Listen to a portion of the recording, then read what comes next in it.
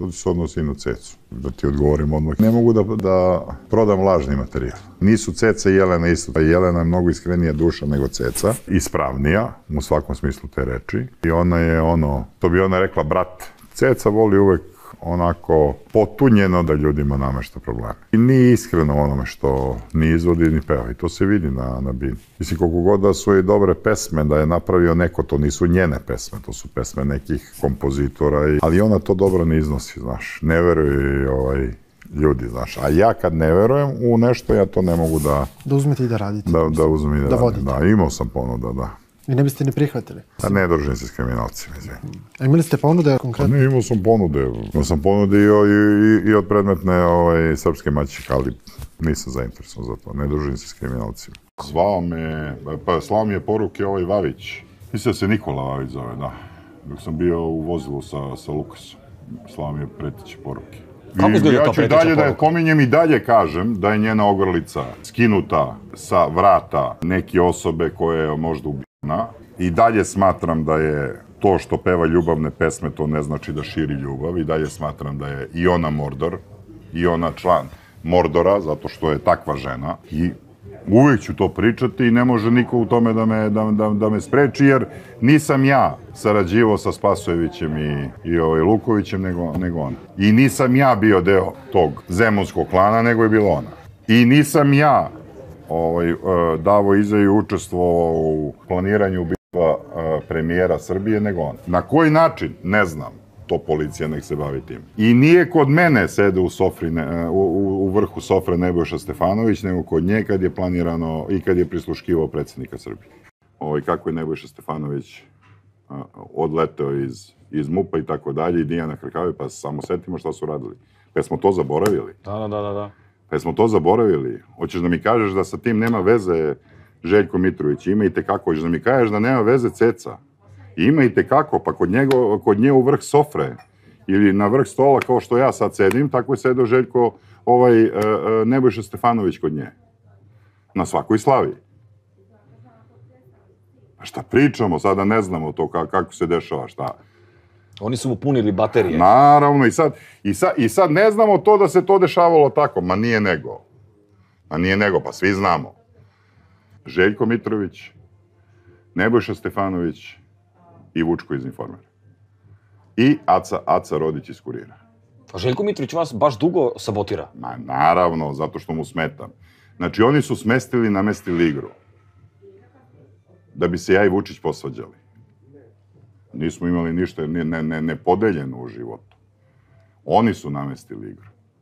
I to je to zlo koje njemu non stop ugurava u točak, znaš, on taman krene čovek i to sve dobro uradi i onda se pojave njih nekoliko.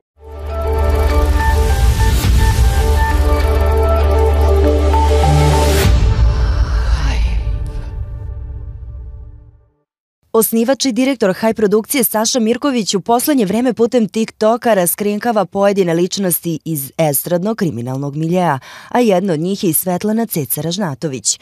Mirković je snimio video u kojem je samo podsjetio javnost na mrak u kojem sija Svetlana. Gle čuda da se tako i zove. Sad kad pričamo o srpskoj maćehi Ceci, toliko raznoraznih priča kruži o njoj i mogu vam reći da su sve istinite. A jedna od istina je to da se žena koristi svim sredstvima koje su joj dostupna. A to su obično kriminalna sredstva i ona obično sve što zamisli ili hoće da uradi. To radi preko ljudi iz kriminalnog miljea i to svi znaju. Započeo Mirković i zaključio. Ja pozivam sve organe, državne, tajne i javne da se pozabave ovom gospođom. Ona se ipak predstavlja lažno kao srpska maćeha, a u stvari je jedna od najmračnijih osoba koje postoje na našim prostorima. Podsjetimo, zapaljen je automobil Hype televizije, ovaj teroristički čin koji se dogodio pre gotovo mesec dana ispred naše medijske kuće. Zbog toga je Saša Mirković podneo krivične prijave protiv nekoliko osoba koje su mogle ovo da urade. Jedna od njih je Ceca Ražnatović, ali krivična prijava podneta i protiv njenog kuma Nikole Vavića, koji je ranije pretio prvom čoveku Hype-a. Krivična prijava protiv Željka Mitrovića, vlasnika i direktora Pink televizije, zbog ugrožavanja sigurnosti mene i moje porodice. On je moćan čovek koji je spreman na mnoge stvari, tako da sam odlučio da protiv njega i još nekih osoba podnesem krivičnu prijavu i priložim dokaze za ove tvrdnje. Verujem da će pravosudni organi da odrede svoj posao u celosti i Mitrovića i saučesnike privedu kako bi Beograd ostao najsigurniji grad u Evropi, napisao je Saša nedavno.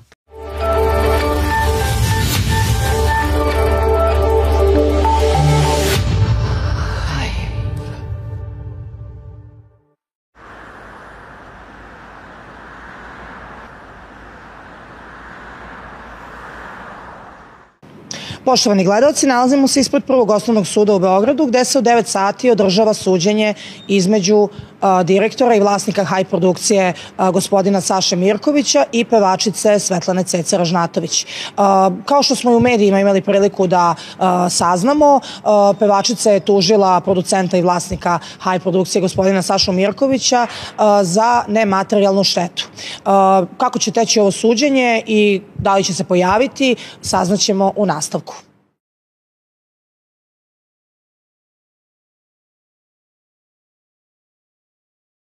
Pre svega, dobar dan. Videli smo da se tužilja Svetlana Ceca Ražnatović nije pojavila. Što imate da kažete tim povodom? Pa nemam ništa kažem, znači to govori o njoj, ne o meni. Ja sam svoj iskaz dao pred sudom i ostao sam pri tvrdnjama.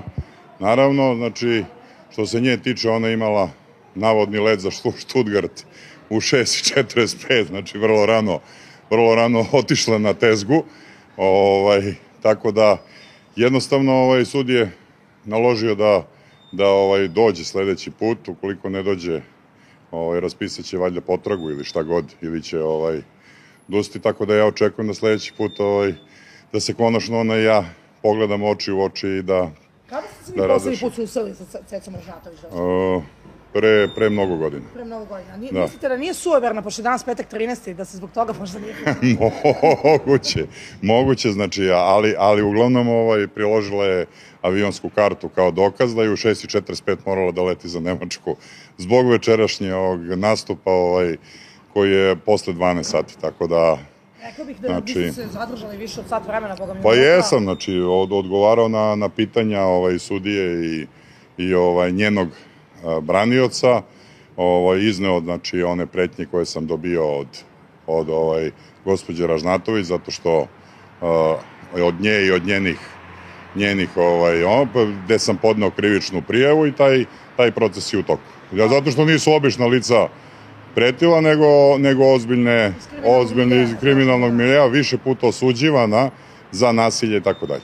Evo, moram da vas pitam, i 10. februara imate isto suđenje sa Cecom Ražnatović, što je izašlo u medijima, čini mi se... A ja svaki put očekujem da je vidim, ali ona nikako da dođe. Da smemo da pitamo na koji iznos vas je tužila? 500.000. 500.000, ja mislim da je toliko fali samo još. Hvala vam puno, direktor, prijatno.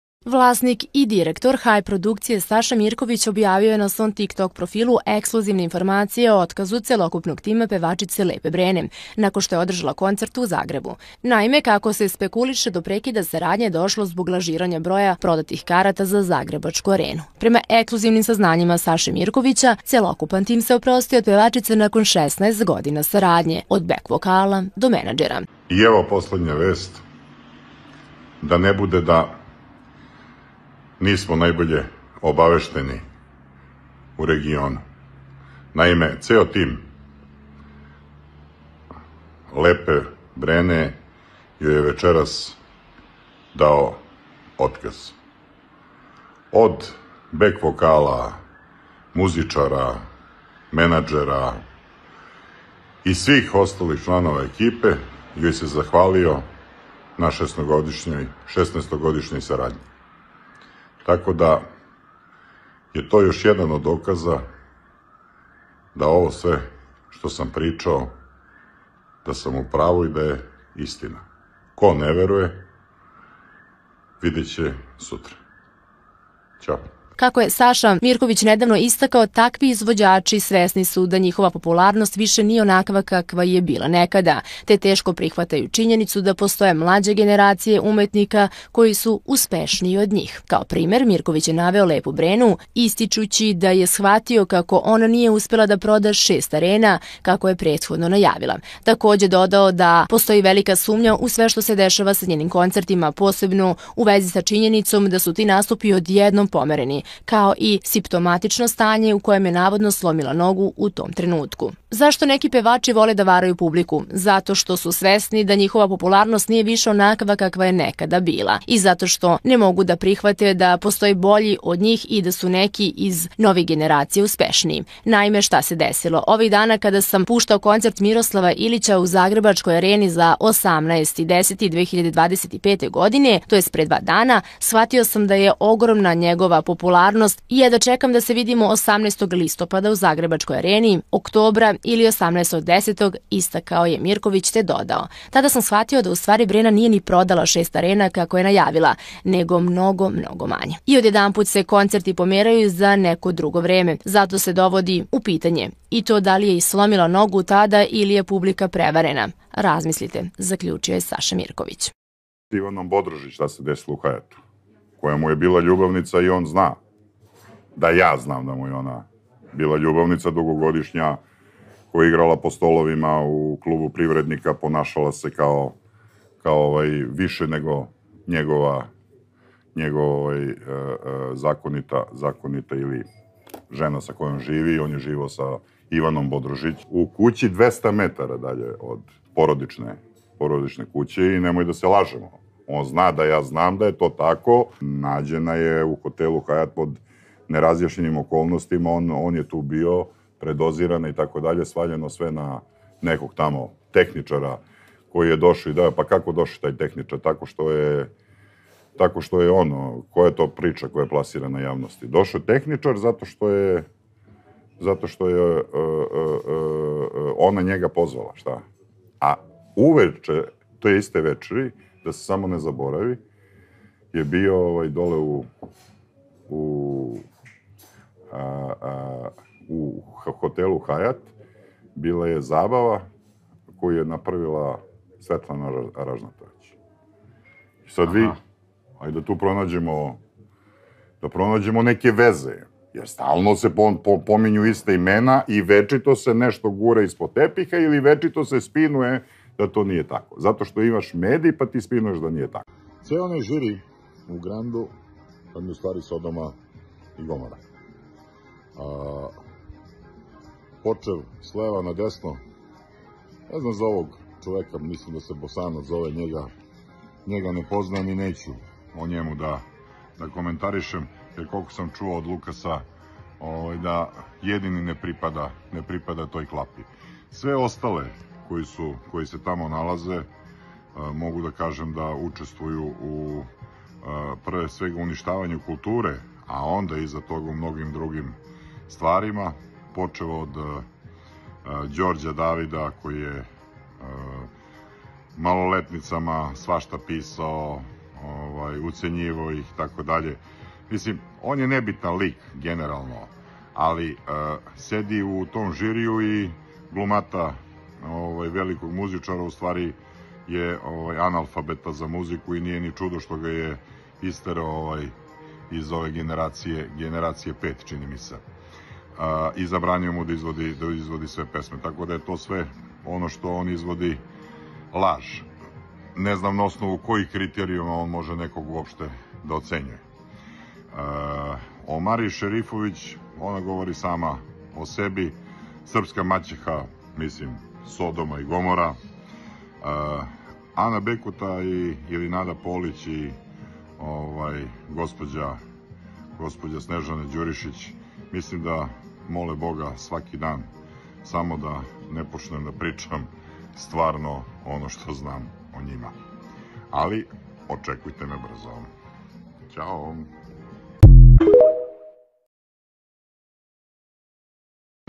I kad mi ljudi pitaju šta imam protiv ove Fahrete Jahić, Lepe Brene, pa nemam ništa.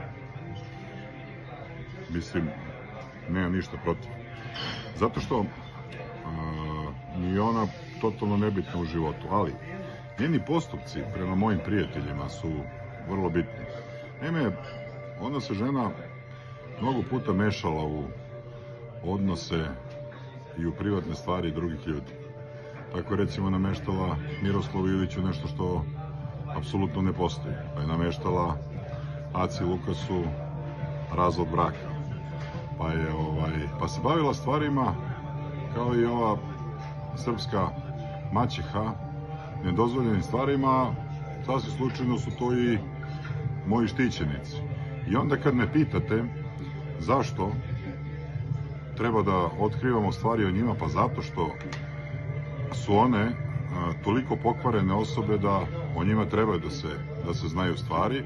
I evo još jedne stvari, Breno ili Ljubice, šifrirana.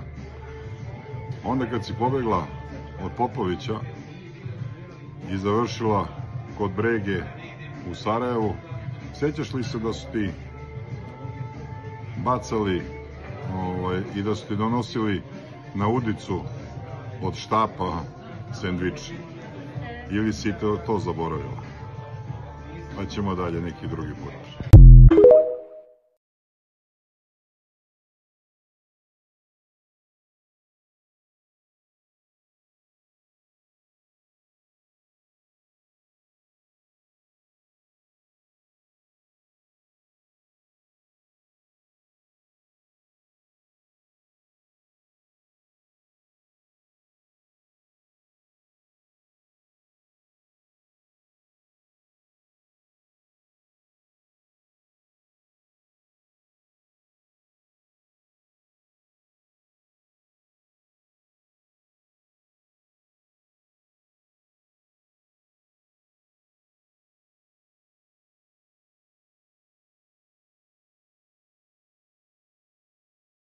I evo poslednja vest, da ne bude da nismo najbolje obavešteni u regionu.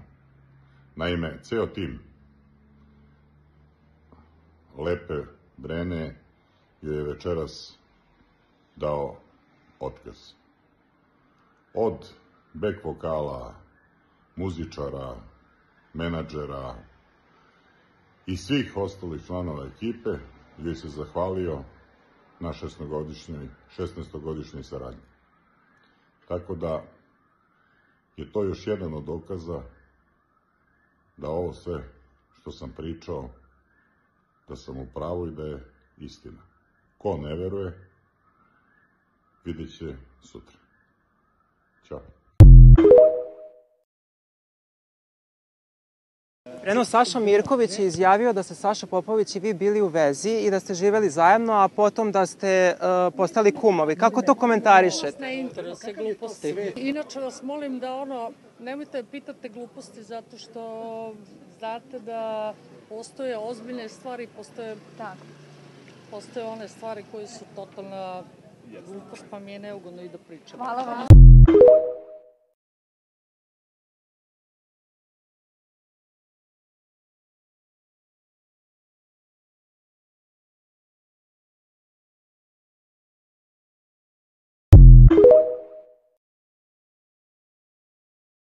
Evo u komentarima vidim da se pojavila i gospođa koja je sa Brenom bila na F odeljenju posle filma Hajde da se volimo i onog debakla novčanog u Bugarskoj i pucanja na filmu Hajde da se volimo.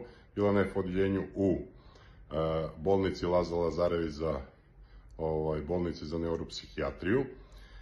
Hvala joj na iskrenosti koju je podelila sa nama.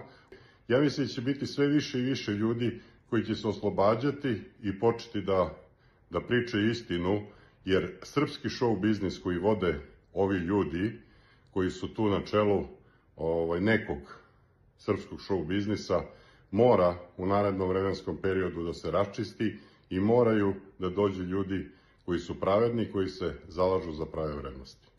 Ćao!